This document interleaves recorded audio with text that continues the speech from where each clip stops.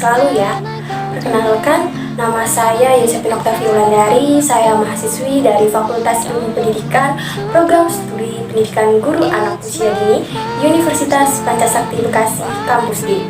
Pada kesempatan yang baik ini, dalam video ini saya akan menyampaikan materi mengenai fungsi belahan otak pada manusia, yang dimana sebagai tugas ujian tengah semester 2 dalam mata kuliah Neuroscience pada anak dengan dosen pengampu Ibu Happy Ika Melvina MPD. Fungsi belahan otak pada manusia. Otak adalah pusat sistem syaraf pada vertebrata dan banyak invertebrata lainnya.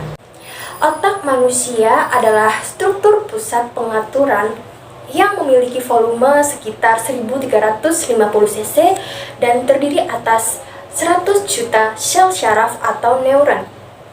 Otak manusia terbagi menjadi 4 bagian.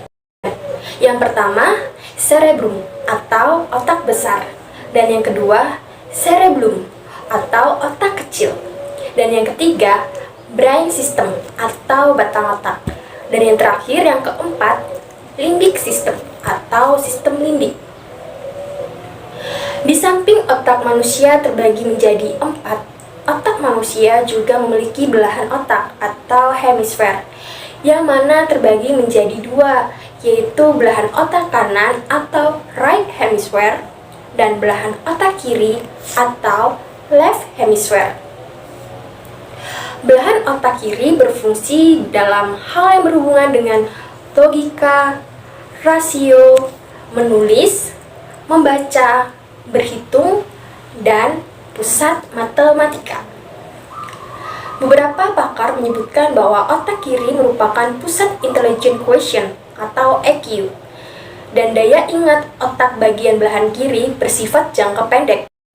Sedangkan belahan otak kanan berfungsi dalam perkembangan emosional quotient seperti sosialisa, komunikasi, interaksi, pengendalian emosi, serta berfungsi dalam kemampuan intuitif seperti kemampuan merasakan, kemampuan memadukan, dan ekspresi tubuh, menyanyi, menari, dan juga melukis. Adapun perbedaan fungsi belahan otak kanan dan kiri, yaitu perbedaannya dua fungsi otak sebelah kiri dan kanan akan membentuk sifat, karakteristik, dan kemampuan yang berbeda pada seseorang. Perbedaan teori fungsi otak kiri dan kanan telah populer sejak tahun 1960-an.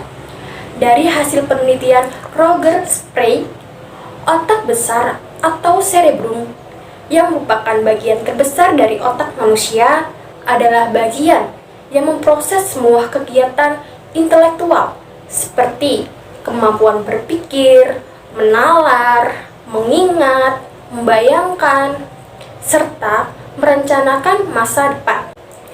Dan menurut para ahli, apabila kedua belahan otak sama-sama berfungsi secara maksimal dan seimbang, maka kita dapat belajar lebih cepat, mudah menghafal, lebih kreatif, mengingat lebih banyak, bebas stres, dan konsentrasi seimbang dan semakin baik. Baik, dari materi yang telah saya sampaikan dapat ditarik kesimpulan bahwa otak manusia bertanggung jawab terhadap pengaturan seluruh badan dan pemikiran manusia. Otak dan sel syaraf di dalamnya dipercaya dapat mempengaruhi kognisi manusia. Pengetahuan mengenai otak mempengaruhi perkembangan psikologis dan kognitif. Otak juga bertanggung jawab atas fungsi seperti pengenalan emosi, ingatan, belajar motorik, dan segala bentuk pembelajaran lainnya.